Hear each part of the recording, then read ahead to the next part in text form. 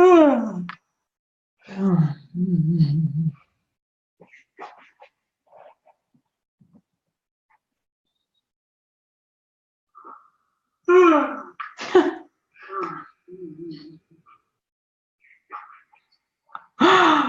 my goodness, I need to remember that I am live on the interweb.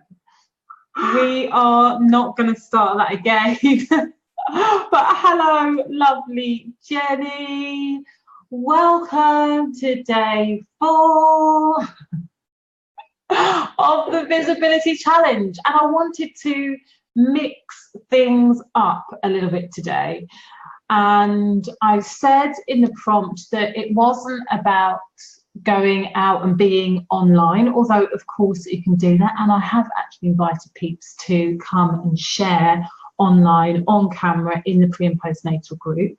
But today was more about reaching out to people who you would love to collaborate with. And I wanted to mix things up in this way because I think that we all become a little bit obsessed with social media.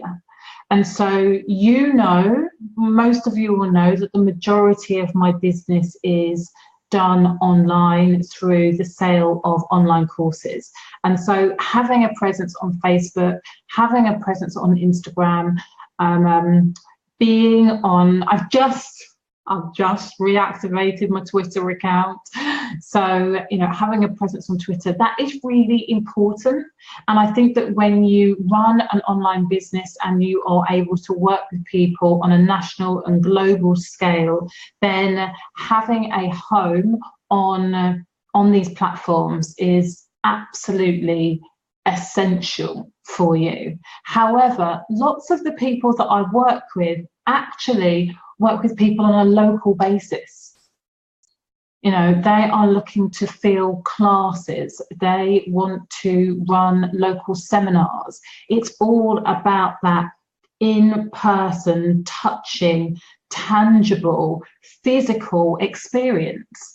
And whilst having a Facebook page is great for that, nothing will ever, ever, ever beat speaking, seeing, and being able to touch somebody that you want to work with, or somebody that you want to collaborate with, somebody who you know whose audience would be amazing for your products in person. That personal touch is really, really important. And today is about really empowering you not to wait. Hey, Anna, not to wait for people to come to you, which is essentially what we're doing when we put all of our eggs in the basket of Facebook and all of our eggs in the basket of Instagram. We are relying on people finding us. And I'm saying, I want you to say no to that. And I want you to go and reach out to those people. Hey, Carolyn.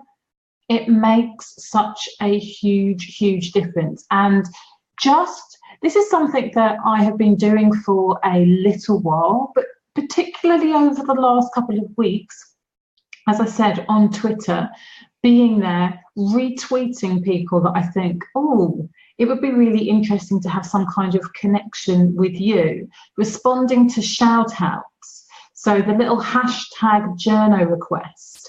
And one of my PR mentors was really, really clear. She said that some people are quite snobby when it comes to collaborating with people. But actually, when you're starting, and she was talking to me, and I don't look at myself as somebody who is completely new to business, but she was saying, you say yes to everything. And when it comes to visibility, the more podcasts I'm able to take part in, the more guest posts I'm able to do, the more questions I'm able to fill out, it gives the sense of being everywhere. And when it comes to visibility, hey, Carolyn, when it comes to visibility in your business, the more touch points you give people, and they say it takes somebody 7 times They need to see the work that you do or your face 7 times before they're able to start building trust. And we know that it's the trust that leads on to being known, which leads on to being liked. But it takes 7 times for somebody to see you and then start engaging in what it is that you do. So if I allow myself, if I have the time and it's the right audience, if it's obviously not the right audience, then it doesn't work. But when somebody approaches me and says, would you like to do this interview, or would you like to do these questions, my answer is yes, because not only does that give me something new to share with my audience, but it gets me in front of somebody else's audience. And it means that the people who are in my network but have yet to invest with me, yet to engage with me, they're seeing me in lots of different places doing lots of different things.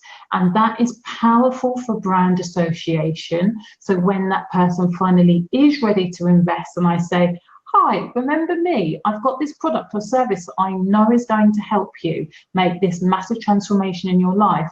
Of course, it makes it that much easier for them to say yes, because they have seen me. Let me know, ladies online right now, if this is making sense to you.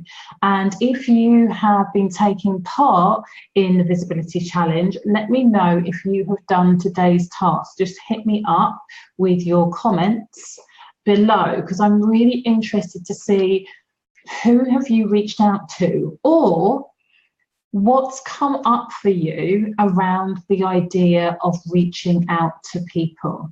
Has it made you feel a little bit uncomfortable? Have you not wanted to come across as pushy? I really, really want to hear what you have to say. I know that for many of the people who are doing this challenge today, it's like the day that they want to kind of put the cover over their head. They don't want to be that person. On Monday, I shared a quote from an amazing lady called Jasmine Starr, who said, if you're not talking about your business, nobody else will. And that's why not only do you need to be coming on live and sharing your face and your voice and your opinions about the services that you offer and the transformation you can help facilitate with your ideal clients, but you need to be reaching out and contacting people and saying, I think that I would be really useful to you in this capacity. Do you fancy having a chat? Do you want to have a Skype coffee about what you might be able to do for my audience?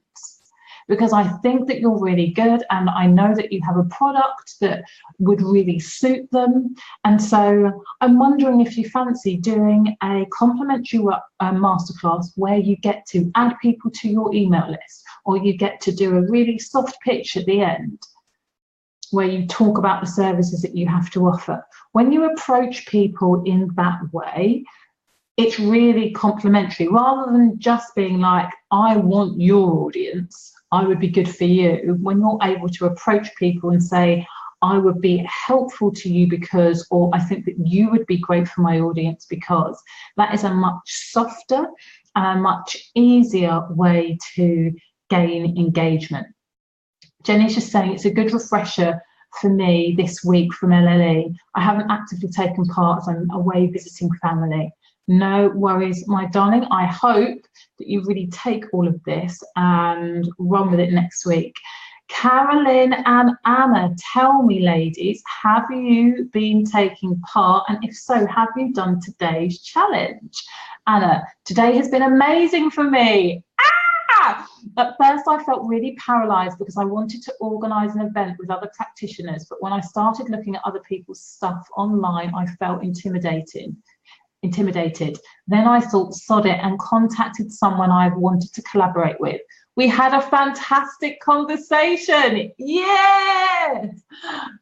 We are meeting up next week, and she has recommended other people that could be involved too. I love this. I love this so, so much. Please don't apologize for that being too long.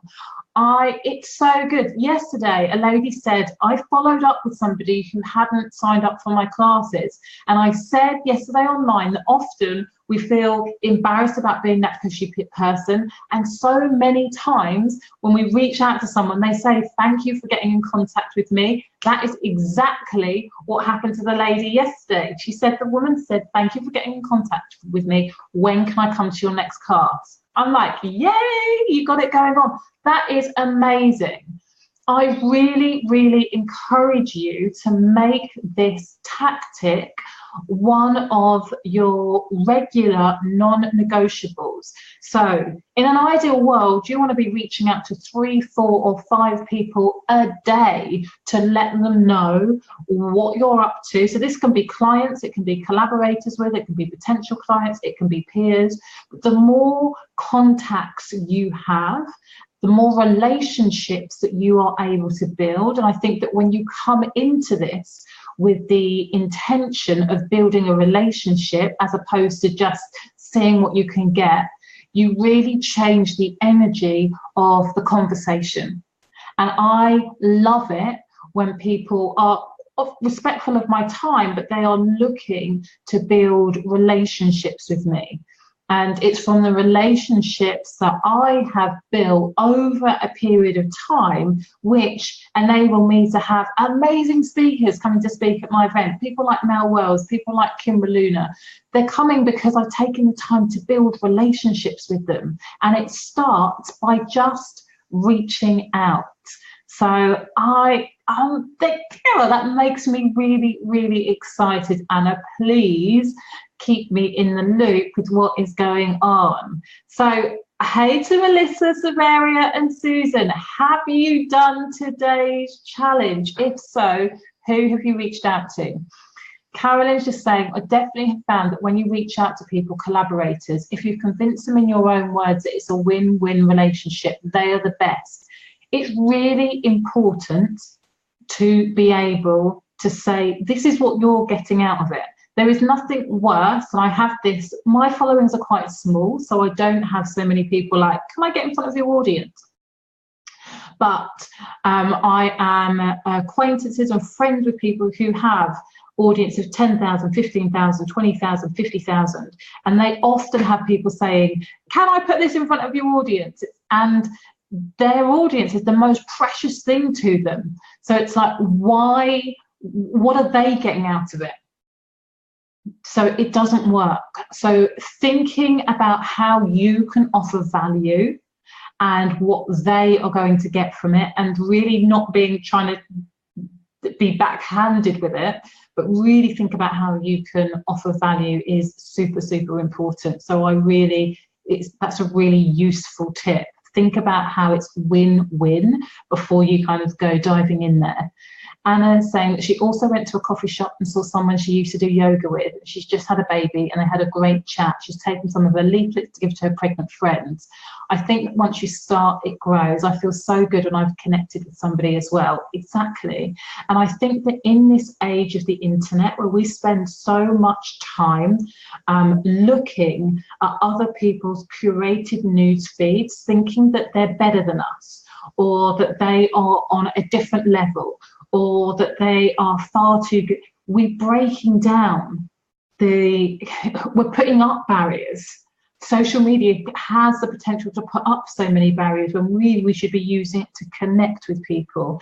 And never underestimate the power of connecting with people in real life, particularly if you have a local business.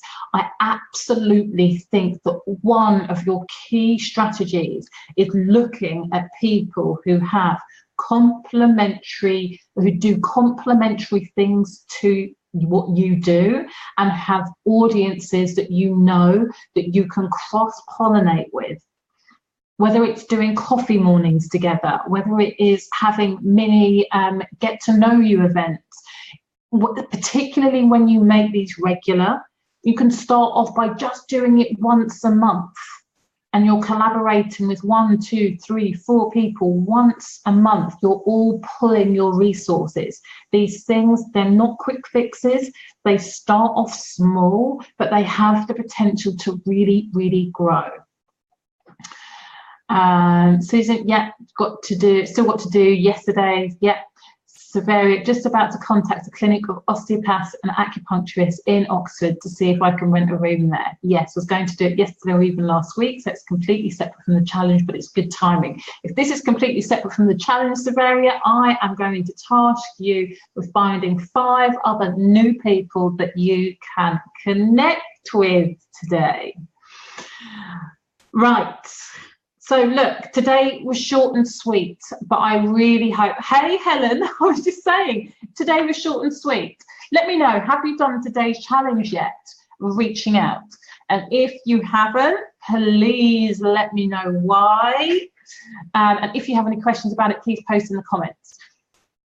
I'm going to come off today because tomorrow is going to be a much longer session where I'm going to be doing an open Q&A. So not only can you talk to me and ask me questions about the 5 days that we have done together, but you can also ask me any questions that you have about building your business, marketing your business, working out what it is that you need to do, the next steps to help you create something that is profitable and sustainable. What I know about these 5-day challenges is that they are designed to really open up your eyes to what you are capable of. And I think that often, particularly in the birth world and in this niche, it can feel a bit like you are walking around with a blindfold on. And I want to help take that blindfold off so that you can see there are so many different strategies for you that you can be implementing that will really make a difference to your business, the number of clients that you have, the impact that you're making in the world, and your bottom line. So I want to ensure that tomorrow you know exactly what you need to do in order to continue the momentum that you've started over the next 5 days. I will be copying your challenge too, Severia. Excellent. Right, my darlings, thank you so much, and I will see you tomorrow. Okay, au revoir. Now I need to, it's a little bit different with this. Let me go back here. There we go.